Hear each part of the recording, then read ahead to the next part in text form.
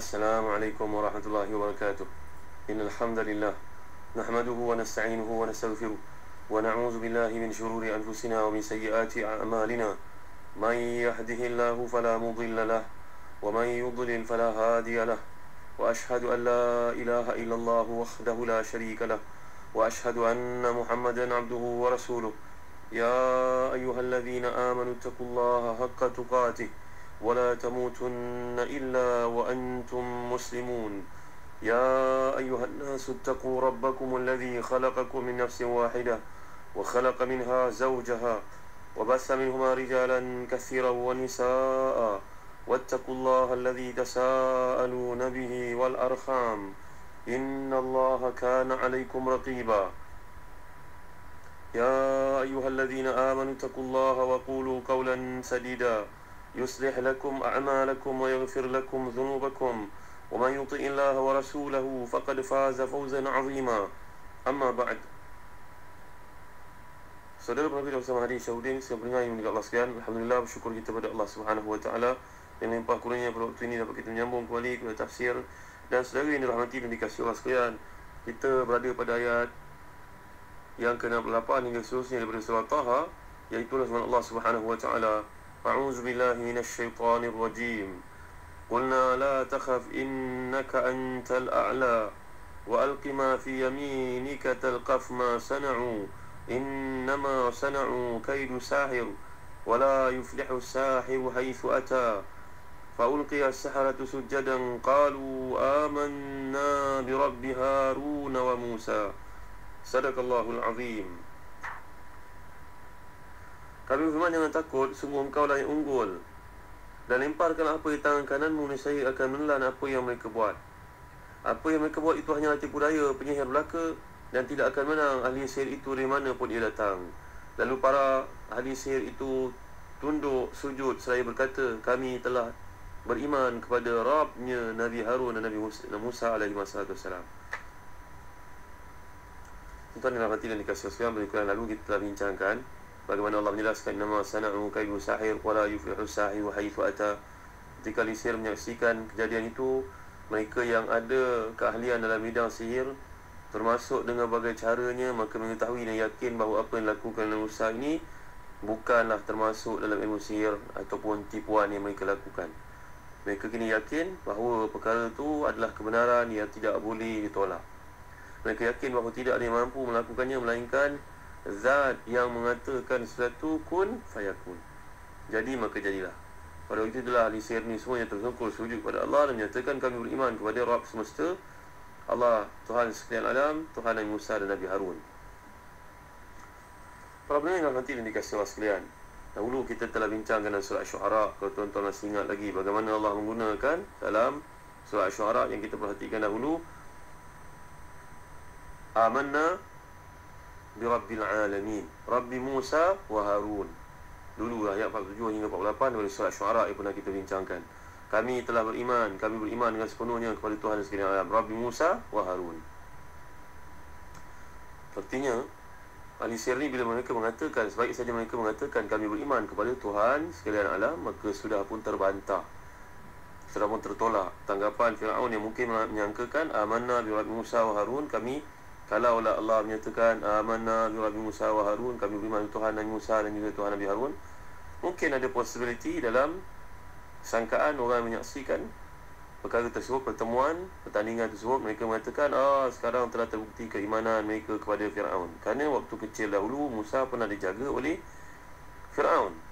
Jadi salah satu istilah perkataan Rabb yang pernah kita belajar dahulu, Rabb adalah merujuk kepada Tuan, selain daripada makna Tuhan. Nanti kita akan lihat penggunaan ini dalam surah Yusuf, para pendengar yang dimuliakan Allah sekalian. Artinya Rabb bukan saja merujuk kepada Tuhan, ia juga barangkali merujuk kepada Tuan, maknanya Sayyid, maknanya Maula, maknanya seorang yang berkuasa. Jadi bila Allah gunakan perkataan dalam ayat surah Asy-Syu'ara yang lalu, amanna bi rabbil alamin, Rabbi Musa wa Harun, terbatallah sebarang usaha untuk menyangkakan sekarang Musa dan Harun, sekarang para ahli sihir ni telah beriman kepada Fir'aun. Terbatal semua sekali sangkaan yang menuju ke arah itu, terbatal. Pendengar nanti dan dikasih sekalian, sebenarnya Alisir ni di samping amaran yang telah Nabi Musa keluarkan kepada mereka sebelum berlakunya pertemuan tersebut. Dulu kita dah bincangkan ayat 61. Qala Musa wa ilakum la taftaru 'ala Allahi kadhiban fayushitakum bi'adzab wa qad khaba man iftara. Ini adalah satu amaran Nabi Musa telah pun keluarkan kepada Alisir. Setengah riwayat ini dikemukakan oleh Imam Al-Baghawi dalam tafsirnya daripada Abdul Aziz bin Abban. Firaun ni ketika dia nak mengumpulkan ahli sihir dah mendengar pun tentang kisah kedatangan Nabi Musa dan Nabi Harun. Maka timbul dalam diri mereka kebimbangan. Jauh di lubuk hati mereka menyangkakan benarkah mereka ni Nabi. Kalau mereka benar-benar Nabi, nanti kita kalah dalam pertandingan ini. Jadi izinkan kami wahai Firaun sebelum bertemu dengan Musa dan Harun alaihi wassalam, biar kami lihat dulu di mana rumahnya, apa pekerjaannya, bagaimana dia tidur, sampai ke peringkat mereka menghantar orang untuk melihat bagaimana Nabi Musa dan Nabi Harun tidur. La ilaha illallah Muhammadur Rasulullah. Sewaktu mereka melihat Nabi Musa dan Nabi Harun tidur, kelihatan tongkat Nabi Musa ni bangkit menjadi ular menjaga mereka. Ini dikemukakan oleh Imam Al-Baghawi. Imam Al-Baghawi dalam metodologi pembawakan ceritanya, beliau banyak merujuk kepada hadis dan kepada asar. Ini adalah metod para ulama hadis. Banyak ulama dahulu mereka semua boleh. Mereka bukan saja ahli tafsir, mereka juga ahli hadis. Mereka juga ahli fiqh. Mereka juga ahli dalam bidang hisab sebagai contoh. Jadi Imam Baghawi dia membawa kisah ini tanpa penilaian, tapi most probably ia merupakan kisah-kisah yang datang daripada Ibn Abbas radhiyallahu anhuma. Jadi mereka telah minta kepada Firaun untuk arina Musa idza nam, tunjukkan kepada kami keadaan Musa kalau dia tidur. Farahu Musa na'iman wa asahu tahrusuhu. Mereka pun melihat Nabi Musa tidur dan tongkatnya sedang menjaganya. Maka mereka mengatakan kepada Firaun, ini bukan sebarangan orang. Hadza laisa bisahir. Inna sahir idza nama batala sihru. Orang ni kalau dia merupakan ahli sihir macam kami, sihirnya akan berhenti bila dia tidur. Tapi Firaun ternyata tidak mahu mengalah. Dia suruh belajar, suruh bagi beasiswa lagi untuk belajar, meningkatkan kemampuan masing-masing dalam masa yang terhad itu untuk mengatasi Musa dan Harun alaihi wassalam. Kerana kemarukan rasa bimbang kalau dia akan dikalahkan oleh Musa dan juga Harun alaihi wassalam. Tuan-tuan dan mati dan dikasihi sekalian. Tapi sekarang bila sudah bertempur, benar-benarlah kelihatan kebenaran Nabi Musa dan Nabi Harun alaihi wassalam. Kerana ahli sihir ni tuan-tuan yang boleh katakan, mereka bukannya kuat. Mereka ni hanyalah merupakan membawa penipuan-penipuan. Disangkakan penipuan-penipuan itu hebat. Kan kita pernah belajar satu hadis dahulu.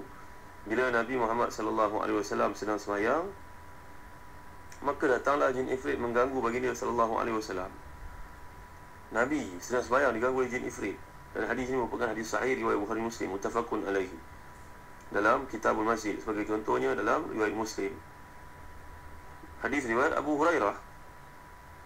Inna ifritan minal jin tafallata alayya al-bariha liyaqta alayya salati.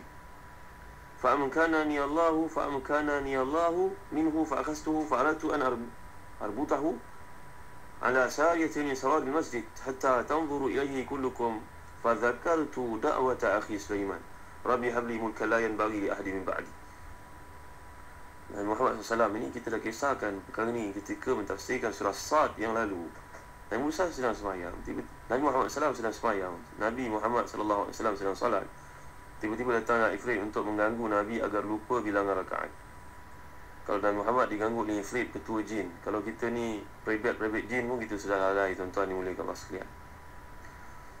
Jadi dia mengganggu Nabi Muhammad SAW supaya Nabi lupa dalam salat. Maka Nabi telah menggenggam, mencekik lehernya sehingga lidahnya terjulur keluar kena dari tangan Nabi SAW. Nabi merasakan ingin memegang sampai sudah salat, lalu diikat di dinding Masjid Nabawi ini supaya dilontar dengan batu dan kayu oleh anak-anak sahabat agar dilihat oleh mereka, inilah merupakan jin yang mengganggu khusyukan dalam salat aku. Tapi Nabi SAW telah teringat kepada doa Nabi Sulaiman yang pernah kita bincangkan melalui ayat surah Sad ayat 35 ketika mentafsirkan surah Sad yang lalu. Rabbi habli mulka la yanbaghi li ahadin min ba'di. Ya Allah, beri kepadaku satu kerajaan yang mana tidak dapat ditandingi oleh sesiapa pun selepasku. Kalau Nabi Muhammad SAW mengambil jin, mencekik, mengikatnya di tiang masjid, maka Nabi SAW memiliki satu keupayaan seperti Nabi Sulaiman. Nabi Sulaiman telah mohon pada Allah agar keistimewaan, kelebihan yang dikurniakan Allah itu terbatas untuk dirinya saja, tidak dapat dinikmati oleh Nabi-Nabi yang lain. Nabi Muhammad mampu melakukan perkara seperti Nabi Sulaiman dan juga perkara-perkara mukjizat yang ada pada Nabi-Nabi lain. Tapi tawaduknya Nabi kita, tuan-tuan dimuliakan Allah sekalian, Nabi tidak jadi mencekik leher jin ini untuk dilihat oleh para sahabat dan anak-anak sahabat selepas sembahyang. Bagi menunjukkan kepada kita bahawa sihir yang menjadi syaitan, mekanisme penggeraknya ini tidak akan mampu. Maka bila mereka melihat Nabi Musa dengan mukjizat yang Allah kurniakan itu, ularnya makan habis semua ular mereka, tali-tali yang mereka lontarkan itu, tongkat-tongkat yang mereka bentukkan menjadi ular yang menakutkan, kini habis semua ditelan oleh ular Nabi Musa alaihi salatu wassalam. Bahkan ular ni setengah riwayat cuba untuk memakan Firaun sekali yang berada di situ, melompat Firaun lagi dengan menteri-menterinya yang berada di situ. Tuan-tuan dimuliakan Allah sekalian, tafsir Ibn Abi Hatim daripada Ibn Abbas radhiyallahu anhuma bahawa ahli sihir yang berjumlah 70 orang ini, pada paginya mereka merupakan ahli sihir, tiba-tiba pada petangnya mereka merupakan orang beriman kepada Allah Subhanahu wa taala. Ini merupakan riwayat daripada Ibn Abbas radhiyallahu anhuma. Pagi mereka merupakan orang yang kafir, petang mereka beriman kepada Allah Subhanahu wa taala. Lihat, ini dia keadaan mereka yang beriman kepada Allah Subhanahu wa taala. Dia sedar itu merupakan satu penipuan ahli sihir ni. Kalau dia datang tadi dalam keadaan kufur, dalam keadaan dia menentang Nabi Musa, kini selepas melihat kebenaran yang datang itu, maka mereka pun beriman kepada Allah Subhanahu wa taala, beriman kepada Nabi Musa alaihi salatu wassalam. Perkara yang sama juga berlaku, tuan-tuan yang mulia Allah sekalian. Nanti ada peluang kita baca surat Naml, kita tafsirkan surat Naml. Kisah yang berlaku kepada Malik Abdul Sabah, permaisurinya negara Sabah. Bila melihat singgasananya berada di hadapan mata, disangkakannya itu merupakan singgasana bagaimana boleh berada dalam jarak jauh dari Yaman bawa ke Palestin. Lalu dia telah berkata, Aslamtu ma'a Sulaiman lillahi rabbil alamin. Aslamtu ma'a Sulaiman lillahi rabbil alamin. Maisuri Balqis ini tidak mengatakan Aslamtu li Sulaiman, aku masuk Islam terhadap Sulaiman, tidak. Tapi Aslamtu ma'a Sulaiman lillahi rabbil alamin. Aku masuk Islam kepada Allah Subhanahu wa taala bersama dengan Nabi Sulaiman. Ini uslub yang ditonjolkan oleh Allah Subhanahu wa taala terhadap apa yang berlaku kepada mereka yang telah didakwa oleh, sebagai contohnya Nabi Sulaiman dan isteri Nabi Musa. Mereka beriman selepas melihat kebenaran itu. Walaupun peringkat awal merupakan orang yang menentang Nabi Musa, sekarang merupakan orang beriman dengan Musa. Tuan-tuan, perempuan yang dirahmati dan dikasihi Allah sekalian, mereka ni sebenarnya digajikan, diberikan oleh Firaun, diberikan beasiswa, diberikan bantuan, diberikan segala bentuk kemewahan untuk mereka melawan Nabi Musa. Itu sebab kita lihat dalam ayat surah Al-A'raf yang lalu, bila mereka berkata kepada Firaun, Inna lana la ajran in kunna nahnul ghalibin. Dulu dalam surah Al-A'raf kita telah bincang kisah Nabi Musa. Memang kisah ni berulang-ulang dalam Al-Quran Karim, dan kita pun telah jelaskan pandangan Syekh Habanaka, Abdul Rahman Habanaka Al-Maidani, mengapa berlakunya al-tikrar bil Quran Karim, mengapa berlaku repetition dalam Quran, repetition, pengulangan-pengulangan ini, repeat. Jadi dalam konteks ayat yang digambarkan di tuan yang mulia sekalian, mereka ni merupakan orang yang mendapat bantuan beasiswa. Mereka merupakan orang yang sengaja diutuskan oleh Firaun untuk belajar. Dengan ilmu tersebut mereka dapat meneruskan ke pemimpinan Firaun dan juga pada tenteranya. Waktu itu siapa yang belajar sihir ni seolah-olah orang yang belajar tinggi, ada PhD lah zaman kita pada ini agaknya. Terpandang mendapat kedudukan yang tinggi dengan jawatan-jawatan yang besar dalam kerajaan Firaun. Tuan-tuan dimuliakan sekalian, Imam Al-Baghawi menjelaskan bilangan ahli sihir ni ada ramai. Antara ahli sihir yang terkemuka pada waktu itu 72 orang merupakan keturunan Qibti. Qibti ni mana Bani penduduk asal negara Mesir. Dan daripada 70 orang ni ada pula 70 orang yang lain daripada kalangan Bani Israel. Macam kita lah tuan-tuan dimuliakan Allah sekalian, bila seseorang tu dah pandai, ke mana pun terpaksa diberi bantuan belajar untuknya agar dia lebih maju ke hadapan tanpa mengambil kira bangsanya.